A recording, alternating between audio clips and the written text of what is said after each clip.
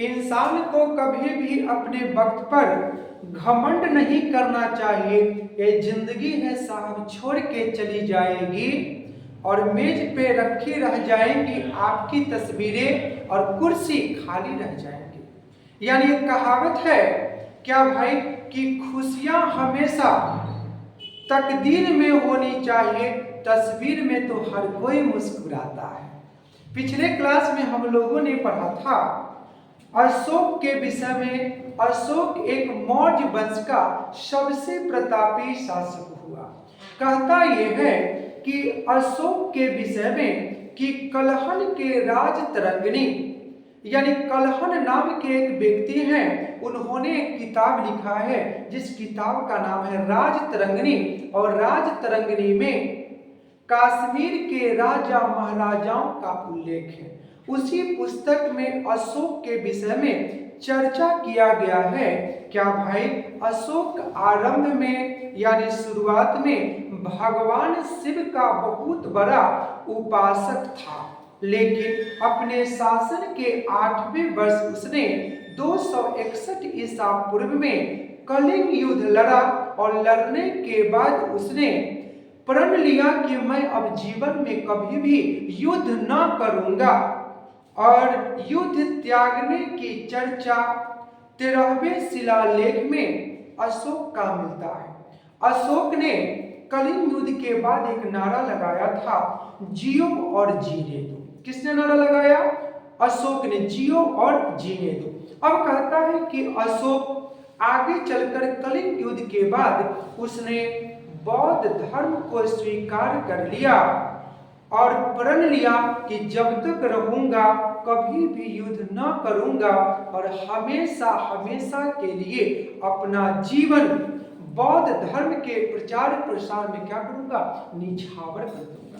अब देखिए, कहता है कि अशोक नाम का जो व्यक्ति था अपने शासन के 10वें वर्ष में गया की यात्रा किया और साथ में 13वें वर्ष में बोध गया और वहां पर जाकर के आजीवक संप्रदाय वालों को हमेशा हमेशा के लिए बराबर की गुफा को दान में दे दिया। जब 20वें वर्ष में अशोक पहुंचता है तो इसने लुम्बिनी की यात्रा किया और ये हमारा लुम्बिनी कहां पर है? नेपाल में है और नेपाल की राजधानी है काठमांडू। अब कहता है कि अशोक के संबंध में क्या भाई 40 से ज्यादा, कितना से ज्यादा?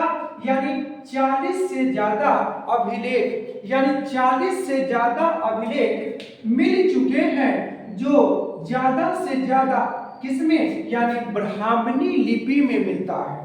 और ऐसे अशोक के जो अभिलेख मिले हैं किसमें? यानी ब्राह्मणी लिपि में, अरामाइक में, खरोष्ठी में, किसका मिला?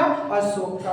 कहता है कि अशोक के अभिलेख को सबसे पहले पढ़ने का दावा साल चल रहा था 1837 में। एक अंग्रेज अधिकारी है जिसका नाम है जेम्स प्रिस्पे। नाम क्या है? जेम्स प्रिस्पे ने सबसे पहले अशोक के अभिलेख को पढ़ा था।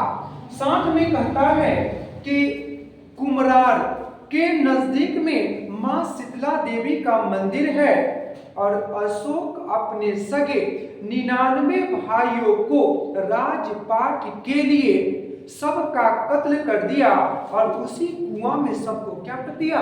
डाल दिया। और यह कुआं कहां पर है? कुमरार में। कहता है कुमरार की खुदाई वर्ष 1914 में, साल क्या था? 1914 में अशमूकर ने किया था। नाम क्या था? अशमूकर। अब कहता क्या है कि अशोक नाम का जो व्यक्ति था, कौन था?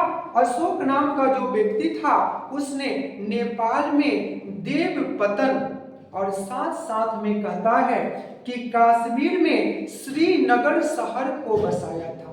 देखिए, एक बात हमेशा याद रखिए जनाब, जिंदगी में बहुत सारे आपको लोग मिलेंगे।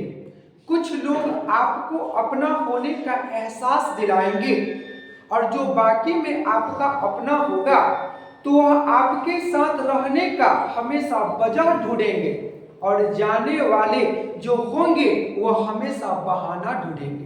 ये बात हमेशा याद रखेंगे। अब देखिए आगे थोड़ा सा पढ़ते हैं तो पता चलता है क्या है कि अशोक महान का जो बेटा था, बेटा का नाम था महेंद्र। नाम क्या है? महेंद्र। और पुत्री का नाम था संघमित्रा। और ये दोनों को जन्म देने वाली मां का नाम था महारानी देवी। और इन दोनों को अशोक ने बौद्ध धर्म के प्रचार प्रसार के लिए श्रीलंका भेजा था, जबकि अपनी छोटी पुत्री चारुमती को बौद्ध धर्म के प्रचार प्रसार के लिए कहां भेजा था? नेपाल में भेजा था। भेजने वाले व्यक्ति का नाम क्या था?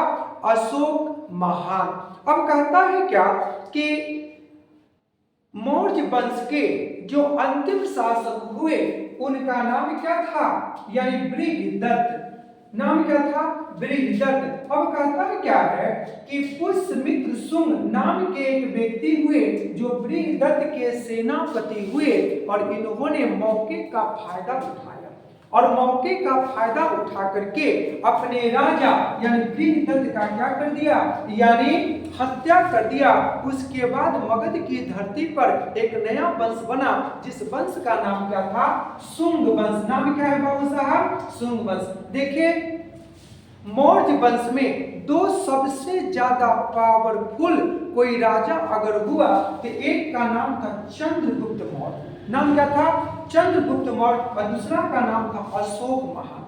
कहता है क्या भाई कि चंद्रगुप्त मौर्य के जमाने में जो कॉइन्स था, जो सिक्का था, अगर सिक्का पर पहाड़ हो, पहाड़ी हो, तो किसका आधा चांद हो तो किसका माना जाएगा? चंद्रगुप्त मौर्य का। लेकिन हाथी, घोड़ा, बैल का चित्र अगर सिक्का पर अंकित हो तो वह सिक्का किसका माना जाएगा? अशोक महान का माना जाएगा। किस वंश की चर्चा चल रही थी? मौर्य वंश का। सब लोगों को पता होना चाहिए मौर्य वंश का नाम क्या था? मौर्य वंश। और मौर्य वंश में सबसे प्रतापी जो शासक कौन हुए? अशोक महान। उसके बाद इसके संस्थापक कौन थे? चंद्रगुप्त मौर्य। एक शायरी है छोटा सा।